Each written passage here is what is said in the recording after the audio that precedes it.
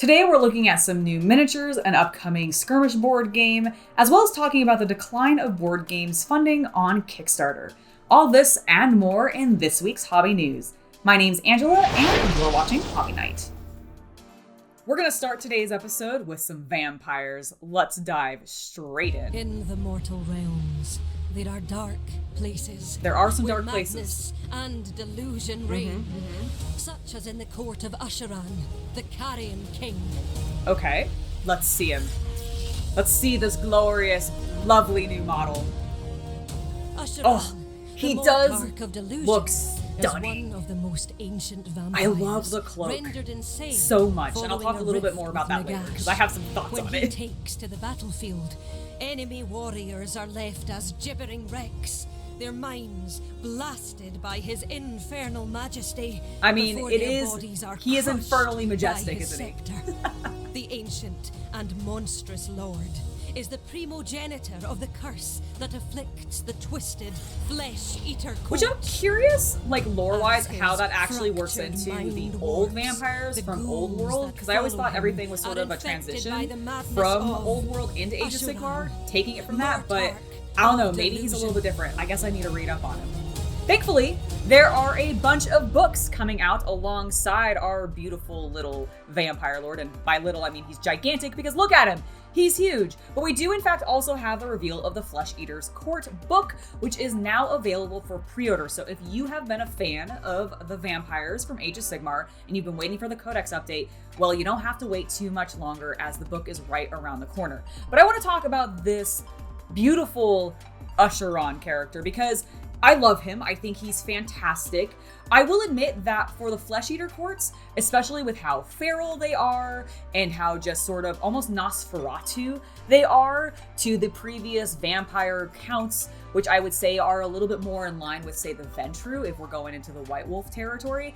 But I really do actually like these guys. And the thing that I like about this model in particular is that cloak, as I mentioned when we were watching the video. The reason I like it, is because to me, I'm wondering, it's made of two seemingly fell bats that he's like stitched together, but then he's also painstakingly taken time to sew in the heads of various victims that he's killed. And I'm wondering, do you think this lord does that himself? Or do you think he has like some vampire seamstress on the side who is, you know, adorning his cloak with all the fresh skulls and or unfresh skulls that might be added to it?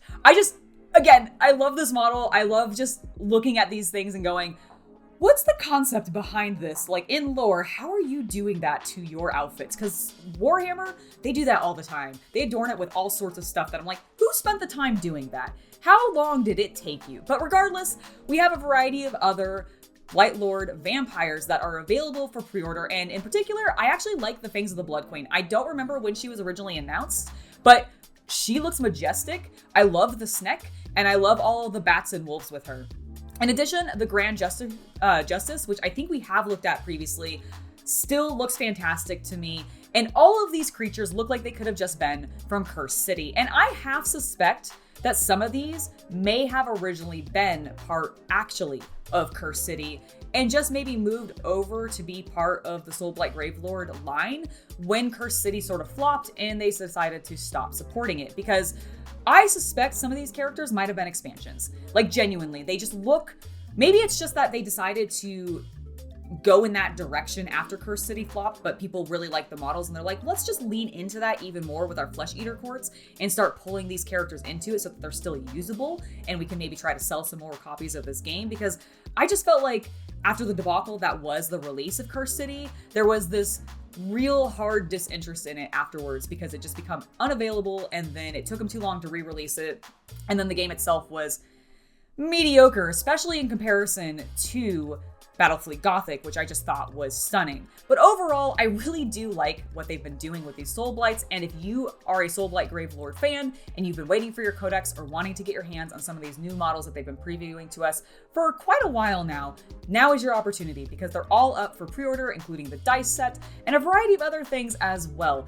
But I really just wanted to talk about my vampires because it's me, and you know me, I love vampires. I want to continue on now with the reveal of even more of the Tau update, where they're revamping and adding in the Kroot. This time, we have some doggos to take a look at. let's see what they've got for us. These are some thick-looking boys. Let's see them. Let's see them. Get past your logos. I want to see the miniatures. Ooh. I really like them. They're very energetic, but not overly so, which is very interesting. Okay, I like the running poses a lot. Those are cool. Man, okay, these guys have gotten seriously thick, if you ask me, because I looked up some of the old Kroot Hounds, and this is what we were looking at. Very much coyote-like, scrawny, sort of limber, more beak-like mouths, and now we have these like chonkers who honestly kind of remind me a little bit of Dobermans. Like just in their body language and the musculature, they have gotten so thick and I absolutely love them. I really have been enjoying seeing Games Workshop update the Kroot, bring them into the Tau again, and allowing players to actually explore the xenodiversity that is supposed to be the Tau Empire for the greater good. These are good doggo boys and they seem so very appropriate. I do say I wish they had done a little bit more with like a leaping pose. They have a couple here where they're landing, it looks like, in a mid-run. But considering they have an ability called lopping pounce, I wish we got to see a little bit more of that lopping motion in some of these models. That's the only complaint I actually have. Otherwise, I think they're fantastic and I probably will pick up a pack to be able to paint. Hey guys, I just wanted to jump into the video to remind you to hit that subscribe button if you haven't already, especially if you're enjoying the content that you find here. And if you're into the spicier side of the hobby, well, my Only Fanatics VIP page is currently 50% off through the end of the month for new subscribers. So if you're interested in that kind of thing, use the link in the video description below, and I hope to see you there. Now let's go ahead and get back to the video. If you are interested in going to the US Open this year or Golden Demon, Games Workshop has officially announced when they are going to be happening and when you can buy tickets. Specifically for the US Open, you can get tickets starting February 10th, and we now have the locations and times listed for when it's going to be happening. Up first, we have things in Dallas, Texas. In May, we're going to be going to Tacoma, Washington in July. Then in October, we're going to Tampa Bay, Florida. And then finally, we're ending the event in November in Atlanta, Georgia. Now, for those of you that are interested more specifically in Golden Demon, well, there's actually going to be two that you can enter into this year. The first one is going to be at Adepticon, which is this March in the US. And then the second is going to be at Eschenspiel, or Spielessen, sorry, in Germany. This is going to be happening in October, so there's two ways for you to be entering yourself into the Golden Demon and trying to win some of those awards. I think this is really cool. I love that they're expanding Golden Demon and having two different events happening this year, as well as continuing on with the US Open and the World Championships, as I think that was really well received last year and people had a lot of fun with it. Let me know, are you going to be participating in the Golden Demon events or are you going to be going to the US Open? I'd love to know. We're going to move into the world of board games next and talk about something new coming to us from Cool Mini or Not.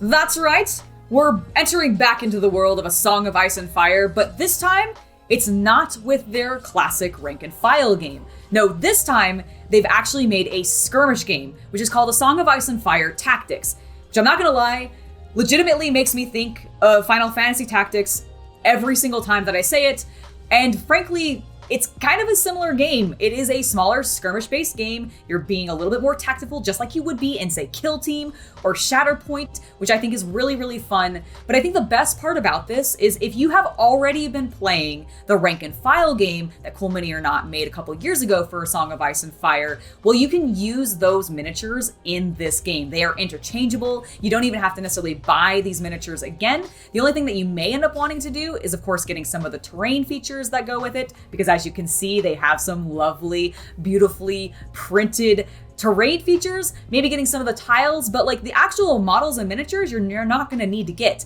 Additionally, you aren't necessarily going to need to buy a bunch of rulebooks or anything because they're going to have a free app, which is going to have everything that you need to get started, which you can see here. This is going to have all the rules, all the character profiles. So in theory, once this app is out and available, even if you don't end up putting in on the Game Pound campaign and you already have the miniatures from the other game, you might be able to just start playing and at least seeing how it is, and then maybe getting some of the other stuff later on down the line, which I just think is a neat idea and a way to really allow some of the hardcore fans who already like A Song of Ice and Fire, the tabletop game, to get really, really hyped around this new game, immediately allow those players to get started and encourage new players to jump in on the actual Game Found campaign, which, as you can see of the recording, has about 2.5 days or so left, just shy.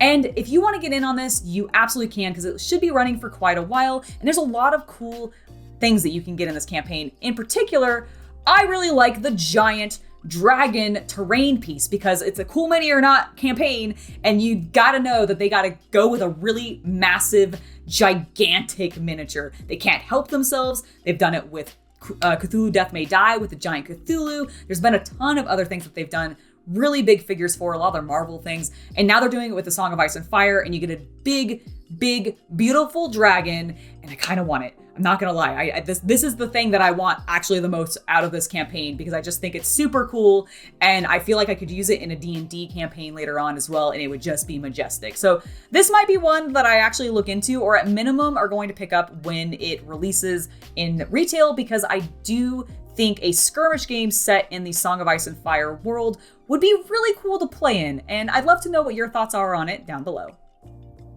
The Army Painter has a new video featuring the mega set for their new Warpaints Fanatic line, which is currently out for pre-order and will become available in March. And I want to take a look at it because this is the set that I'm most interested in, and I want to see exactly what we're getting.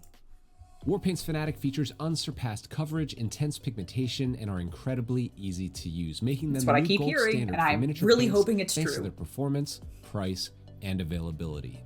The Mega Paint Set features 50 carefully selected paints at an insane price, making this the best value in hobby paints. How did you actually divide them up? Thanks to our innovative stabilizing technology, Warpaints Fanatic features 300 I'm not gonna lie, I do like those colors. Pigment set in a high coverage base. God, look how each color is beautiful and vivid they are. And coverage, meaning that all of the colors in the range behave in a familiar way, unlike other hobby paints on the market today. The complete range is developed within flexible color triage, which makes color selection simple. Brilliant colors. I also like that. That is a great feature.